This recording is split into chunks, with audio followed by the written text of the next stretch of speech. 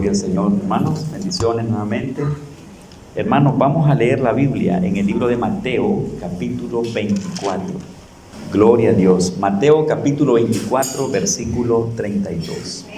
Vamos a leer, ¿verdad? En el nombre del Padre, del Hijo y del Espíritu Santo.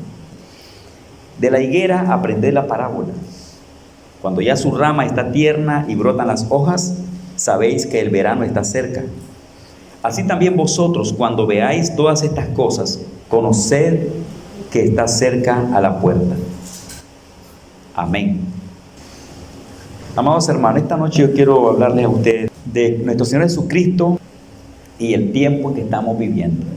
Que esto no es para infundir temor en el pueblo de Dios, sino que para nosotros esto nos ayuda y esto es como un recordatorio de Dios para que no se nos olvide, para que no bajemos la guardia, ¿verdad?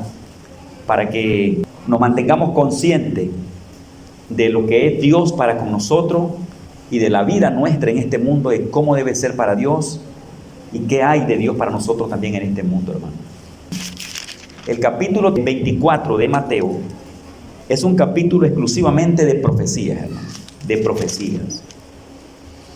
Porque todo está enfocado a cosas que vendrían a este mundo en los postreros tiempos. Y ello tiene ahí el mensaje también de la venida de Cristo y de la vida que la iglesia debe vivir y mantener mientras Cristo viene por su iglesia, mientras Cristo viene por su pueblo. Este capítulo nace, hermanos, de unas preguntas que le hicieron los discípulos a Jesucristo. Los discípulos miraban la venida de Cristo, la miraban ellos, pero como que ya se les iba a manifestar en aquel tiempo. Y acuérdense, hermanos, que ya van pasando 2000 años, ya pasaron. Y hablando así literalmente de fechas y de tiempo, ya hace aproximadamente 2000 años que se dijeron las palabras que están en el capítulo 24 del libro de Mateo. Y fue en respuesta a preguntas que los discípulos le hicieron al Señor Jesucristo después de andar con Él casi los 3 años y medio, hermano, de ministerio. Ellos estaban pensando en las cosas futuras y en especial en todo lo que Jesucristo les había anunciado. Estaban pensando en todas las cosas que Dios les anunciaba que vendrían al mundo. Ellos estaban tan pendientes de eso. Para los discípulos, hermanos, el futuro era como el presente. Ellos vivían el futuro como hoy. O ellos vivían como que hoy iba a acontecer todo eso. Su vida de entrega para Dios, su temor, su reverencia, su trabajo, su ministerio y su entrega. Hermanos, todo era como que hoy es el último día. Jesús les enseñó y los preparó y en ellos estaba eso. Ellos tenían conocimiento y también idea de que todo lo que Cristo les decía, eso estaba por cumplirse, que eso estaba a las puertas. Eso a ellos les llamaba la atención, hermano, y les ayudaba como combustible dentro de sus corazones para impulsarlos, para vivir para Dios y para esperar al Señor. Nosotros tenemos un poco de conocimiento de cómo eran los discípulos en la presencia de Dios, con Jesucristo. Ellos vivían entregados y metidos con el Señor. Hermanos, todos esos le creyeron a Cristo, pero qué fe, siempre le creyeron al Señor. Hablando de tiempo, ellos miraban que las cosas estaban como por cumplirse, como que eso era para mañana, que eso estaba por darse. Eso a ellos los movía, les daba energía. Ellos lo mantenían, hermanos, tan cerca de ellos como que todo iba a ser en ese mismo tiempo de Cristo. Imagínense cuando le hicieron una pregunta a Cristo: ¿restaurarás el reino a Israel en este tiempo? Solo con eso tengamos algo especial para ver, hermano, de que los discípulos todo lo estaban viendo como que eso ya estaba por darse. 3 años y medio de enseñanza, de escritura, de conocimiento, de regaños, de reprensión, de enseñanza, de mensaje, de oración, de tantas cosas. Al final, una pregunta que se ve ahí bastante bien formal la pregunta, pero da también muchas cosas que hablar de discípulos que estaban ya, hermanos, saturados con la enseñanza. Imagínense que al final, faltando momentitos para que Jesús ascendiera al cielo después que había resucitado entre los muertos, le preguntaron, y esa pregunta está en Hechos capítulo 1, verso 6, ¿restaurarás el reino de Israel en este tiempo? Ellos pensaban que en ese tiempo presente todo lo que Cristo les había dicho se iba a cumplir. Nunca se imaginaban ellos más tiempos futuros, años o siglos, todo lo miraban allí en el presente. ¿Restaurarás el reino de Israel en este tiempo? Y Jesús les dijo que a ellos no les tocaba conocer esos tiempos que el Padre puso en su sola potestad. Y les habló de las misiones, les habló del ministerio, que lo que ellos tenían que estar haciendo era la obra de Dios, que eso lo dejaran allí, que no les tocaba a ellos conocer los tiempos que el Señor había puesto en su potestad. Cuando usted ve ese texto y mire esa pregunta allí, usted puede entonces interpretar a los discípulos. Vivían como que era el último día. Vivían con Cristo como que era el último día. Así se entregaban a Jesús, así hacían el ministerio, así perseveraban, así enfrentaban las grandes dificultades y las grandes pruebas. ¿Por qué? Porque lo que el Señor está diciendo para ellos era como que es ahora. Y fíjense, hermano, que esa postura, esa forma de creer fue, hermano, reprendida por Cristo en algunas ocasiones. Reprendió a los discípulos, corrigió a los discípulos respecto a eso, porque como que no habían entendido las Escrituras, como que no habían entendido. Imagínense que hubo un momento, por ejemplo en Juan capítulo 6, cuando Él multiplicó los panes en tantos, en miles. Imagínense, hermano, que la gente, las multitudes, después que comieron pan, se alimentaron con pan y con peces. Dice el texto que ellos dijeron, este es el profeta que había de venir al mundo. Ya vino, está con nosotros. Y todos corrieron, ¿sabe a qué? ¿Sabe a qué? Usted ha leído la Biblia, creo. Corrieron a tomarlo para ponerlo por rey. Como quien dice, ya estás con nosotros, tú eres y ya eres nuestro rey. ¿Sabe qué hizo Jesús? Se prestó para ello, se entregó, dijo sí, dijo amén, se sometió a ello. No, más bien se les corrió, se les escondió, se les apartaba. Hermano, qué fuerza la que había en los discípulos como en las multitudes, hermano. Me refiero a fuerza en que ellos pensaban en que todas las cosas que Cristo decía era para cumplirse en el momento. Entonces se actuaban. Incluso Jesús experimentó la presión de parte de ellos, como que Jesús, tú has dicho cosas, nos has enseñado cosas que ya están cumpliéndose. Entonces nosotros estamos como agilizando, como adelantándonos, como haciendo cosas ya, porque todo esto va a acontecer. Te queremos poner por rey. Las multitudes. Y Él todavía andaba con los discípulos haciendo su trabajo y sus milagros. Pues las multitudes tenían eso en la cabeza. Los discípulos, imagínense, después que Cristo muere, es crucificado, resucita. Y en Hechos capítulo 1, verso 6 aparece, ¿restaurarás el reino de Israel en este tiempo? ¿Quién le preguntó? Los discípulos. Era la creencia que ellos tenían. Pensaban que todo era hoy. Y así vivían. Y Jesús, Él no le dio mala enseñanza en decirle, miren, mañana se cumple esto. Él siempre les enseñó la palabra, los corrigió, porque quería que su pueblo se mantuviera, hermano, siempre preparado, esperando su venida, viviendo bien con Cristo, despierto, conociendo las cosas que acontecerían en el mundo, y que de esa manera su pueblo estuviera despierto, viviera preparado y de esa manera lo esperara. Usted sabe bien, ha leído la Biblia, que Pedro sacó una espada y se lanzó sobre alguien allí y quiso hacer una pelea, una guerra física. Pero Cristo le había dicho antes que su reino no era de este mundo. Como quien dice, no es así como ustedes lo están mirando. Hermano, y así lo creía la gente. La gente estaba viendo que esperaban al Mesías y que inmediatamente iba a comenzar a gobernar y a ser el Mesías del mundo y a dirigir al mundo desde Israel. Todos lo miraban así. Llega el tiempo en el Nuevo Testamento y la creencia se ha generalizado y ven a Cristo allí, lo malinterpreta. Incluso los discípulos, a ellos les costó entender de que las cosas no eran como ellos pensaban o como venían creyendo por años.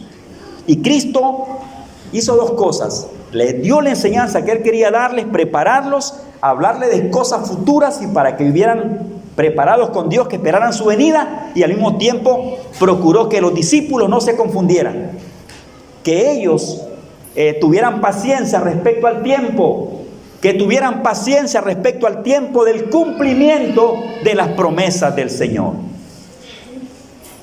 Y por ahí surge entonces, hermano, por ahí surge la pregunta de Mateo 24, y por ahí es donde aparecen todas las profecías de Cristo en el capítulo 24 de Mateo, en base a las preguntas que los discípulos le hicieron. Por ejemplo, ustedes pueden ver el versículo 3, Mateo 24, 3. Observen allí. Estando él sentado en el monte de los olivos, los discípulos se le acercaron aparte diciendo: dinos, ¿cuándo serán estas cosas? ¿Y qué señal habrá de tu venida y del fin del siglo? Esa gente siempre estuvo pensando en las enseñanzas que Jesús les daba, pensando en el conocimiento que tenían ellos del establecimiento del Mesías y de su gobierno en la tierra, y pensando de que si las cosas iban a ser ya, hoy, mañana, hablando de tiempo, el mes que viene, el año que viene. Ellos tenían eso, hermano, y era presión en ellos, era presión en las multitudes. Y Jesús no dejó de orientarlos, de prepararlos, etc. Así llegamos a muchas profecías que tiene Mateo capítulo 24, diciendo Jesús que vendría al mundo antes de su venida. ¿Qué pasaría con Israel? ¿Qué pasaría con las naciones? ¿Qué pasaría con los gentiles antes de su venida? Y también enseñó de cómo sería su venida. Era un mensaje escatológico, un mensaje de profecía, de anuncios de cosas futuras, de cosas proféticas que acontecerían en el mundo. Eso le llamaba la atención a los discípulos, eso le llamaba la atención a Israel. Ese es el mensaje que tenemos en el Nuevo Testamento de la venida de Cristo, de señales en el mundo, de qué pasará con Israel, y que su iglesia se prepare y viva preparada, porque la venida de Cristo se acercaba. Y los discípulos miraban todo como que era para hoy. Así vivían. Así vivían. Ahora observen cuántos años han pasado. Cuántos siglos han pasado después de esas profecías. Después de esos apuros. Después de esas interpretaciones. Después de esa forma de ver las cosas que Jesús les enseñaba. Después de creer así como ellos creían, de que querían a un Mesías ya en el momento, cumpliendo todo lo que Dios había hablado en el Antiguo Testamento por los profetas, por Isaías, etc. Observen cuánto tiempo ha pasado y el mundo ahí está, Israel ahí está, las naciones ahí están y Jesús no ha venido. ¿Qué le dice eso a usted? Eso nos dice mucho, eso llama la atención, eso da curiosidad. A la iglesia le da curiosidad, le llama la atención. Al mundo, y especialmente cuando oímos de Israel, que Israel es el reloj en el mundo como para orientarnos respecto al tiempo. Y ven esa aguja de ese reloj como que ya está por cumplirse la hora de Dios para el mundo. La hora de Dios de su venida. La iglesia, hermano, aunque la iglesia se da para muchas cosas, las familias viven su vida cotidiana normal, los niños estudian, los hombres trabajan, viajamos, venimos de acá, vamos para allá, y es aquel movimiento. La iglesia se da en su trabajo, en su ministerio, en su vida espiritual. Ahí está trabajando. Pasó un siglo, 2 siglos. Pasó un milenio y otro milenio y seguimos. La iglesia ahí está, Israel ahí está, las naciones ahí están. Escuchen, hermanos, y las profecías aquí están en la Biblia. Estamos enfrente de esa situación. Y más, nos tocan algo en nuestro corazón cuando sabemos, cuando escuchamos dos cosas. ¿Qué pasa en Israel? ¿Qué sucede en Israel relacionado a las naciones? Cuando escuchamos eso, el pueblo cristiano y aún el pueblo judío y aún la gente que solo tiene un poco de conocimiento, hermanos, de Dios y de esas cosas proféticas y futuras, inmediatamente todo el mundo entra como en una curiosidad, en otros casos en preocupación, otros en confusión, otros en ¿qué va a pasar? ¿Qué está pasando? Otros en miedo, y otros pues solo saben decir: este mundo está confundido. Y estamos enfrente de eso. Y hoy más que nunca, hermanos, mire, hermano, en la edad, en el tiempo de vida que yo tengo, y aún de ser cristiano y de que me convertí, desde ese tiempo hasta hoy, yo nunca en mi vida había escuchado lo que le sucede hoy a la nación judía. Yo creo que también ustedes tienen la misma experiencia. Sabemos de cosas de Israel. Hablemos de este tiempo nuestro. Israel es un punto de referencia profético, de enseñanza, de anuncio para el mundo. Las cosas que les pasan, cuando escuchamos rumores que Israel está siendo afectado, que está peleando y cosas, inmediatamente hemos orado 1000 veces por Israel, porque hemos tenido conocimiento de cosas que el pueblo de Dios ha enfrentado. Pero hoy más que nunca, su servidor le puede decir con tanta verdad, con toda verdad, que nunca en mi vida, de tener mis años que tengo y aún de ser cristiano y de escuchar noticias y de conocer mensajes de profecía, nunca, bueno, como hoy, nunca había escuchado y visto, porque hoy se miran tantas cosas, lo que está pasando con ese país de Israel. Y de allí viene Cristo. De allí viene Cristo. Y eso nos habla, eso nos dice,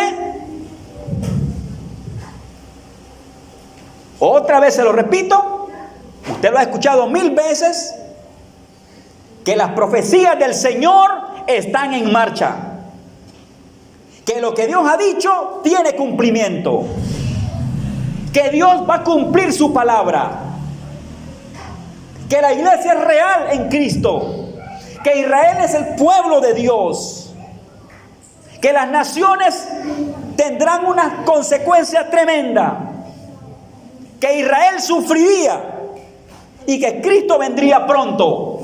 Seguimos tan conscientes, hermano, enfrente de esa situación.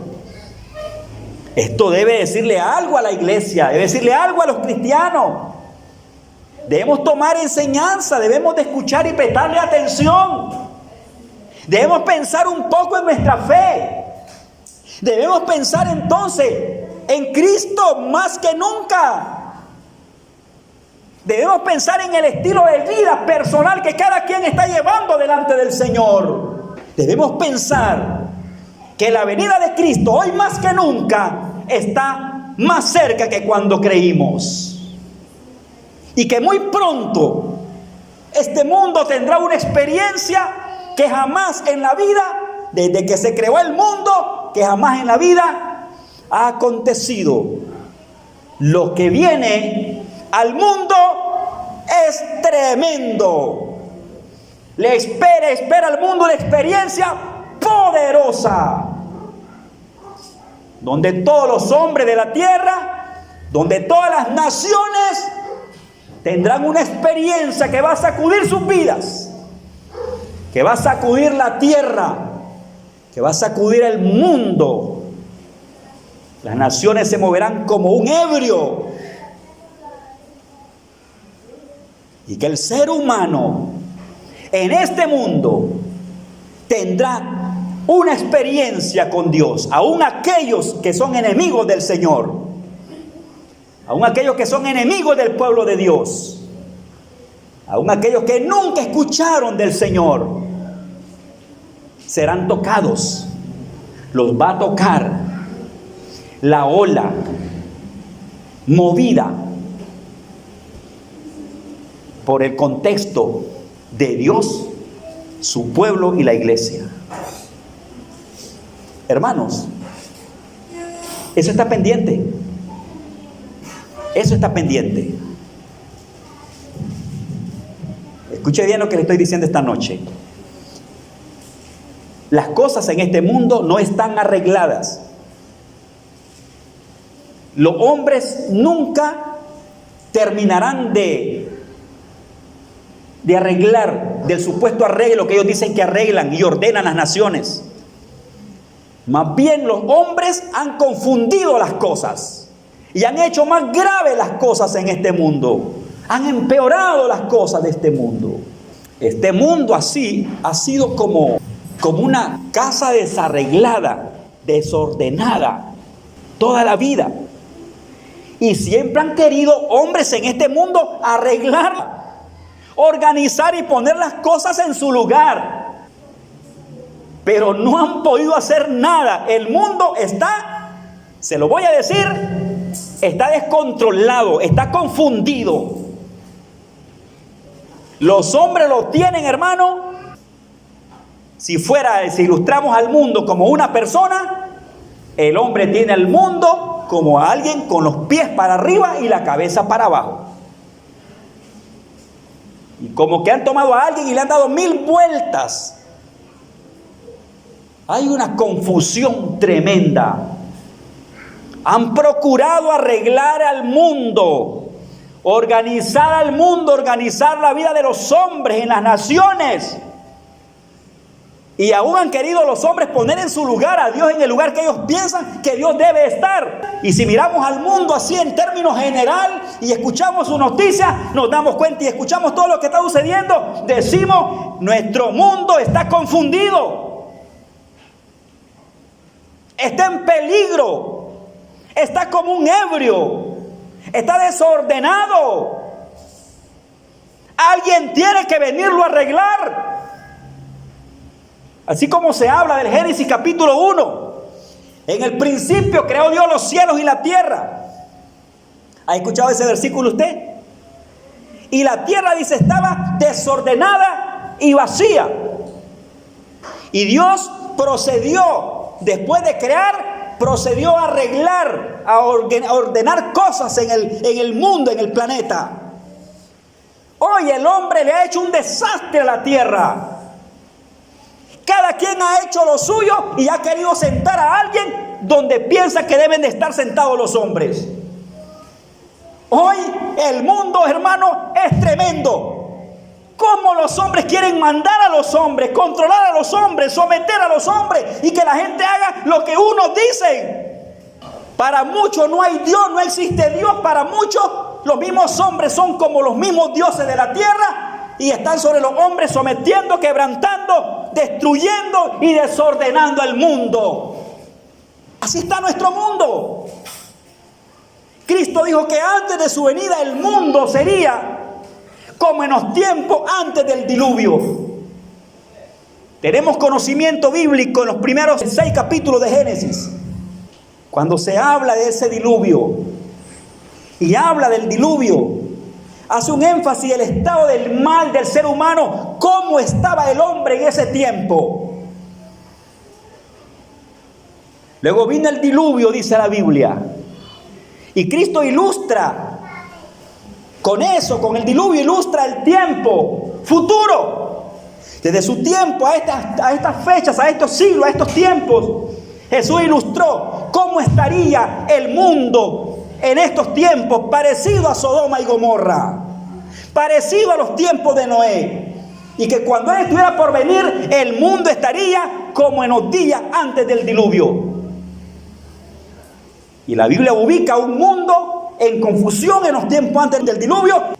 Hoy estamos en ese mundo más pecador, más malo, más perdido, más confundido, más locura, y el mundo está como un ebrio.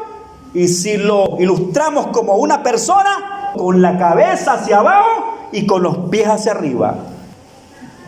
Y el hombre ha querido poner en su lugar las cosas. No ponen las cosas en su lugar ni en su casa ni en sus familias, pero quieren ponerlas bien allá, afuera, donde el vecino, al vecino nación, al vecino de la casa. No, Cristo nos da una enseñanza. Y en estos tiempos es importante que la iglesia de Dios escuche estas predicaciones. ¿Sabe, hermano? Porque en estos tiempos la iglesia está sufriendo y está enfrentando una situación tremenda. No solo aquí en la iglesia local. La iglesia está pasando una prueba y no se está dando cuenta que está pasando una prueba. Hay una opresión tremenda en la vida espiritual para muchos creyentes que está absorbiendo al creyente. Lo está matando, lo está pagando poquito a poco. Y lo justifica y piensa que es normal, que es tranquilo. En estos tiempos necesitamos al Espíritu Santo en la iglesia. Necesitamos al Espíritu Santo en las naciones y en el mundo. Necesitamos que el Evangelio de Dios en la iglesia brille. Porque es lo único que verdaderamente, hermano, le puede dar vida a estas naciones. El Evangelio, la palabra de Jesucristo.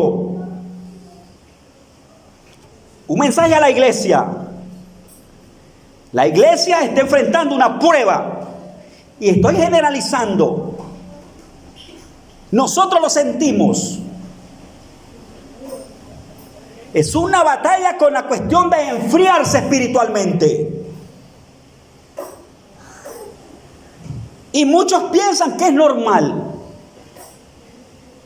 Entran como en avivamiento espiritual y disfrutan por días, por semanas y aún por años, hasta por décadas. Pero luego, ¿qué se ve? Como que una ola tremenda se levantó del mar, golpeó contra la iglesia del Señor en cualquier parte, y aquellos bajones espirituales, aquellos conflictos entre los hermanos, aquellos apagones espirituales, debilitamiento espiritual, donde se mira que mucho pueblo de Dios anda como de rastre espiritualmente, como que ha perdido su sabor, como que pierde la fuerza. Y Dios en estos tiempos le está alertando a la iglesia. La iglesia no debe perder su lugar, ni debe irse al mundo tampoco. Amén. Cada quien es necesario, hermano, que mire su vida. Como dice aquel texto, escapa por tu vida.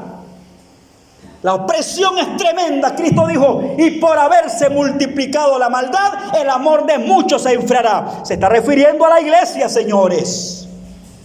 Una iglesia que me da una prueba y presión a causa de lo que está viviendo y enfrentando, con engaño sutil de las tinieblas. Y se mira que la iglesia, hermano del Señor, tiene unos bajones tremendos.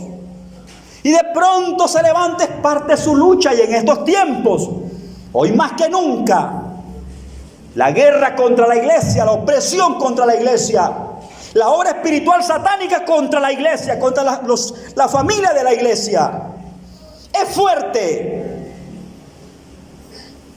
Estamos en el mundo donde Cristo nos dejó su palabra y donde se nos ha dicho, hermanos, que perseveremos hasta el fin.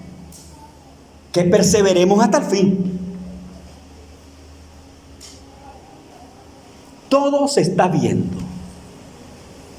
Y para ejemplo, para que usted tenga ejemplo de esta verdad, escuchen esto.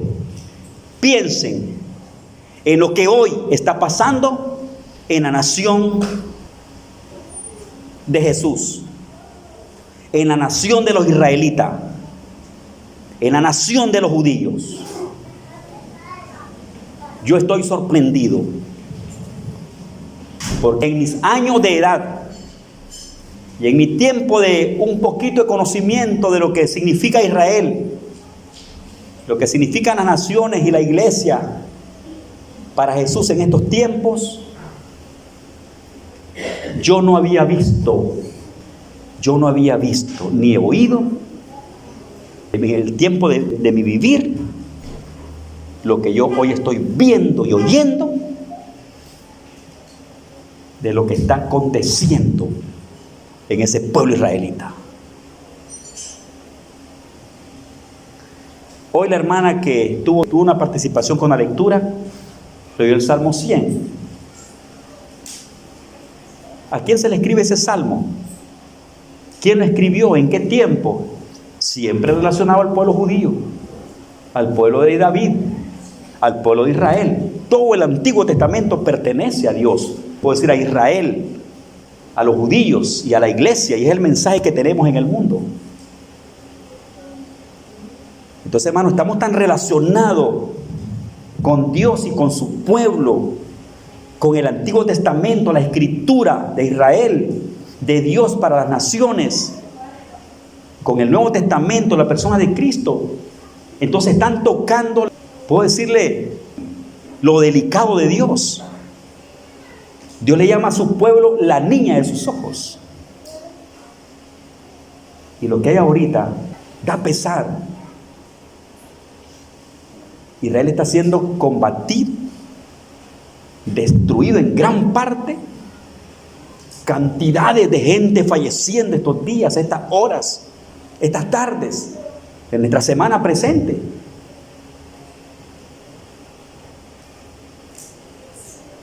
Naciones tan fuertes del mundo, poderosas en el mundo, involucradas, hermano, en lo que está sucediendo en esa nación. Unos a favor y otros en contra, y cada día más uniéndose más gente a la guerra, más gente a la destrucción, más gente a la amenaza, etcétera, etcétera. Eso está pasando hoy. Y lo que sucede allí en esa nación y en sus alrededores trae una ola, hermano, trae una ola que abarca al mundo entero. Ola que abarca al mundo entero. Se está hablando de hambrunas que se acercan.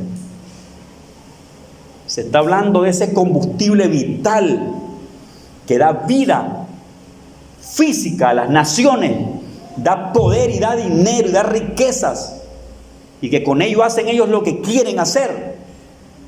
Con eso toman poder y fuerza y se enriquecen y se llenan de poderosas armas para destruirse unos a otros.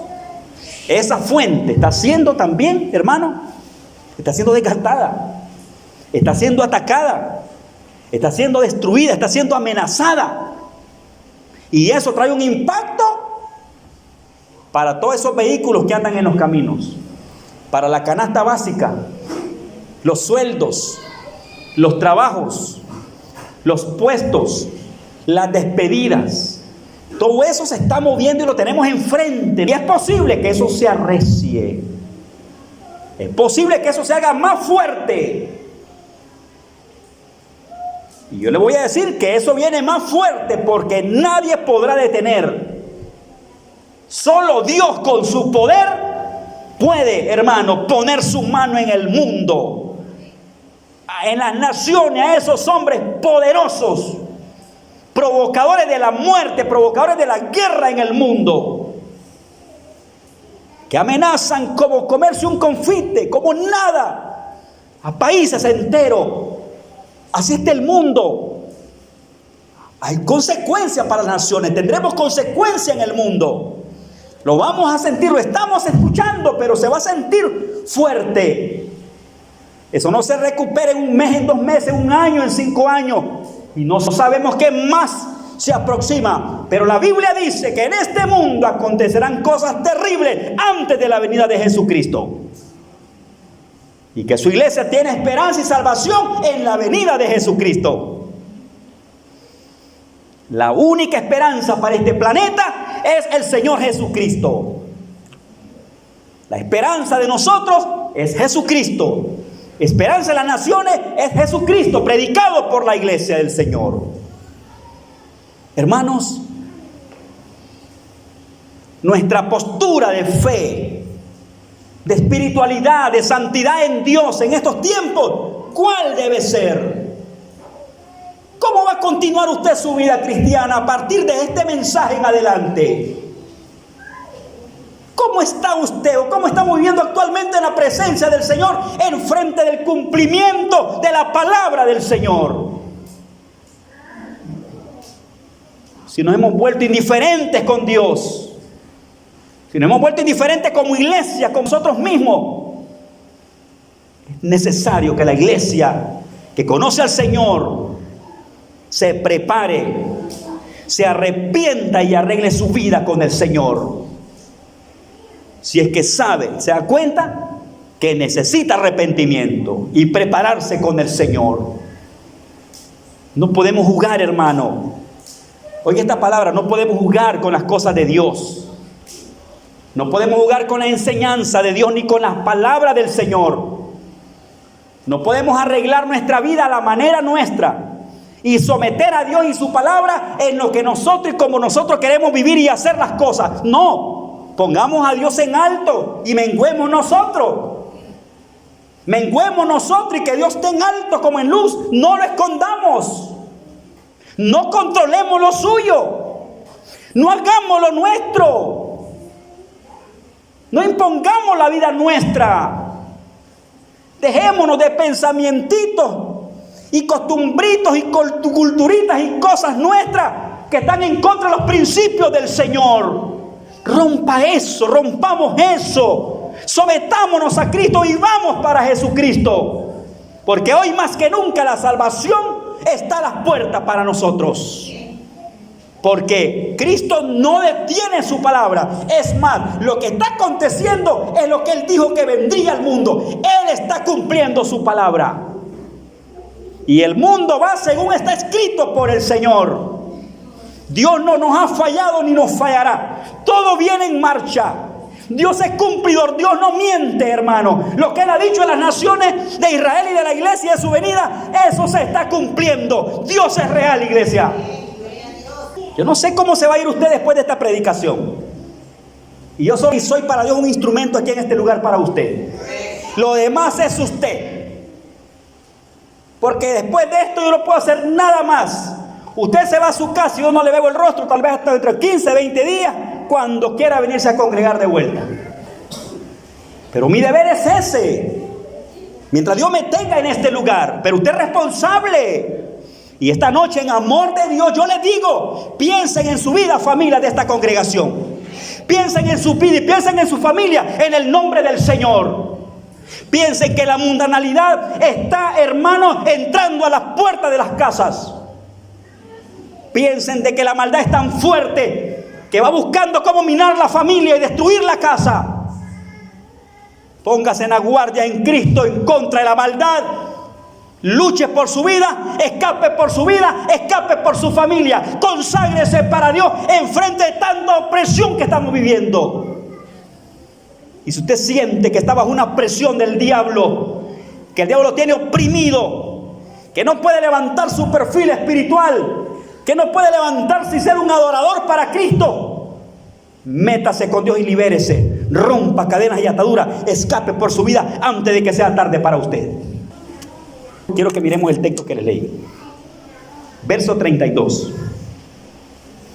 De la higuera aprended la parábola. Cuando ya su rama está tierna y brotan las hojas, sabéis que el verano está cerca. Así también vosotros, cuando veáis todas estas cosas, conoced que está cerca a la puerta. ¡Aleluya! La venida de Cristo se acerca. Israel no lo dice, pero así, con sus voces, no le grita al mundo, porque Israel tiene que pasar todavía bajo la mano de Dios. Porque Israel tendrá que ser pulido y Dios va a usar medios en el mundo para que Israel se arrepienta, porque necesita arrepentimiento en la presencia de Dios. ¿Usted cree que por ser nación de Abraham, descendiente de Abraham, usted cree que tienen la salvación ganada? Ellos tienen que conocer a Cristo y arrepentirse y buscar a Jesucristo. Hoy la iglesia tiene que mantener ese testimonio y no perder su visión, y ese pueblo nos va a seguir. Ellos estarán siendo procesados. No dejemos de orar. Estará siendo procesado. Habrá quebrantamiento. Será duro para Jacob. Tiempos duros y difíciles viene a Israel. Se están viendo las señales. Están aconteciendo cosas tremendas. Y nosotros no nos vamos a reír, nosotros vamos a tomar la lección y vamos a decir: Señor, has comenzado por la casa. Ellos tienen un trato. Mi oración por Israel no es esta: Dios ciña a Israel para que vaya a derramar sangre. Esa no es mi oración por Israel. Dios prepara a Israel para que destruya a sus enemigos. Esa no es mi oración. Ni tampoco es Dios destruye a Israel con las naciones tales. Negativo. Esto que está aquí, estoy levantando la Biblia en alto, la Biblia en alto. Esto que está aquí está en marcha, hermano. Tiene que cumplirse eso. Estamos en prueba mundial. La iglesia está en prueba mundial. Israel está en prueba mundial. Hay naciones que se están burlando de Israel, que están preparando su destrucción noche y día. Pero hay naciones que no saben que esa nación cuenta con un blindaje especial de parte del Señor. También las naciones tropezarán con la piedra angular, tropezarán con Cristo respecto al ataque que le están haciendo a su pueblo Israel. La postura de la iglesia, quiero decirles en esto, dos posturas maravillosas en el Señor. No dejes tu lugar en Cristo Jesús. Dos, no dejes de orar por la misericordia de tu hermano judío. A mí me han preguntado: pastor, ¿y cómo? Yo hace poco fui a una iglesia. Yo fui invitado a predicar a una congregación.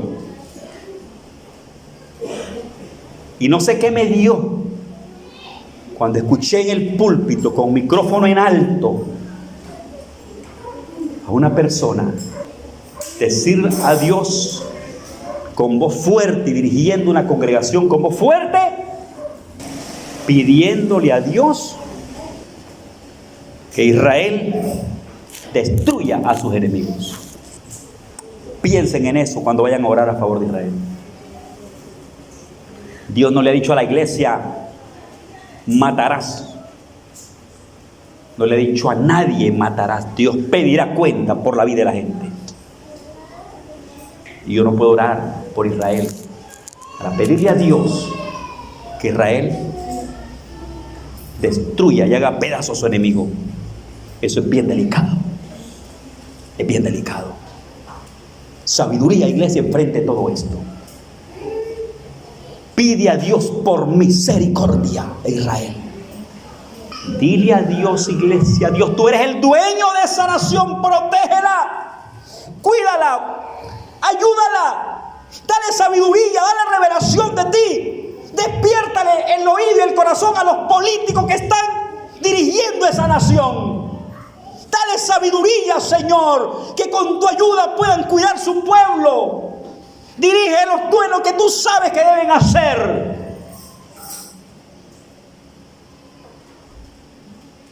No voy a mandar a ningún judío a que le quite la vida a nadie, ni a un gentil a que le quite la vida a un gentil, a un judío. Un poco raro su pastor esta noche, ¿va? No. Amemos a ese pueblo. Es el pueblo de nuestro Dios. Tiene la sangre de Jesús, ¿sí o no? Tiene la sangre de Jesús. De allí vino Jesús, de María. Las raíces de Jesús en el área de madre, en asuntos de sangre y ombligo, está en Israel, señores. Sí me da celo, me enojo, siento lo que Israel hace con otras personas y me duele cuando hacen algo en contra de Israel. Entonces, Señor, yo no tengo bomba atómica ni me ha autorizado a usarla para nadie, pero tengo en el nombre de Cristo la oración en el nombre de Jesús. Ora por las naciones, iglesia. Alguien dijo por ahí, lo estoy escuchando y se oye y mucha gente no entiende esto. Y es más, alguien me dijo hace unas 3 noches, si Dios dijo, pastor, que viene todo esto al mundo, pues normal, no hay nada más que hacer. Y le dije yo, la iglesia tiene un papel importante que hacer en frente de esos mensajes, de esa profecía y del cumplimiento de la palabra de Dios respecto a Israel y las naciones. Le dije también a esa persona, aunque Dios profetizó de guerra, de rumores de guerra, de hambre, de muerte, destrucción, etcétera, eso tiene que cumplirse, se va a cumplir y está aconteciendo, está en nuestro medio, lo estamos viendo ahí con nuestros propios ojos. Pero la iglesia tiene una bendición hermosa que no la tiene el mundo. A la iglesia Dios le dice, orad sin cesar. Y en la oración, Mateo 6, hágase tu voluntad en la tierra como en el cielo. Cuando ores por Israel, dile, Dios, hágase tu voluntad en Israel. Y la iglesia no tiene corazón para matar y para destruir a nadie. Dios nos ha mandado a orar por el mundo. No nos ha mandado a maldecir ni a pedir a Dios fuego por las naciones. Los discípulos en una ocasión le dijeron a Cristo, Señor, que se derrame fuego del cielo para que queme a los samaritanos. Jesús le dijo, el Hijo del Hombre no ha venido a destruirla, no ha venido a destruir a nadie, sino a salvarla. Iglesia, tienes el poder de Dios. Podemos orar por Honduras, podemos orar por Centroamérica, por Estados Unidos, por Israel, por el Medio Oriente y por todas esas potencias del mundo. Dios puede hacer milagros a la oración de su iglesia. Aquí en este humilde lugar, aquí en este templo, allá en tu cuarto, allá en tu habitación, puedes ponerte y levantar tu bandera de oración e interceder por el mundo. Dios va a escuchar. Mientras la iglesia esté aquí en la tierra, Dios le escuchará su oración. Y Dios es poderoso. 2 cosas que les voy a decir sobre las naciones y la oración de la iglesia. Pidamos a Dios que haga su voluntad en el corazón de los hombres y en las naciones. Pidamos a Dios que establezca su reino en los corazones. Oremos por salvación mientras la iglesia esté en el mundo y nos relacionemos con el mundo y el evangelio. Podemos orar por la conversión de las naciones. Alguien le puede decir, hermano, es que las guerras ya están encendidas en el mundo y eso es de Dios, pues que se cumpla. Pero si usted está vivo y la iglesia está todavía en pie aquí en este mundo, la iglesia debe estar orando porque Dios tiene poder. Dios hace milagros. Él puede cambiar el corazón de esos hombres y muchos pueden desistir de la guerra y cambiar sus corazones y su familia. Iglesia, tienes bendición de Dios a favor de las naciones. No debes dejar de orar. No callemos. Y más, nosotros mismos cuidemos nuestras vidas como iglesia. Estimada iglesia, Jesús dijo, cuando ya mires que todo esto está aconteciendo, prepárense, porque la venida de Cristo se acerca. Cada día se nos está anunciando la venida de Jesús. Y la iglesia no debe estar dormida. Amén. Dios me lo bendiga esta noche.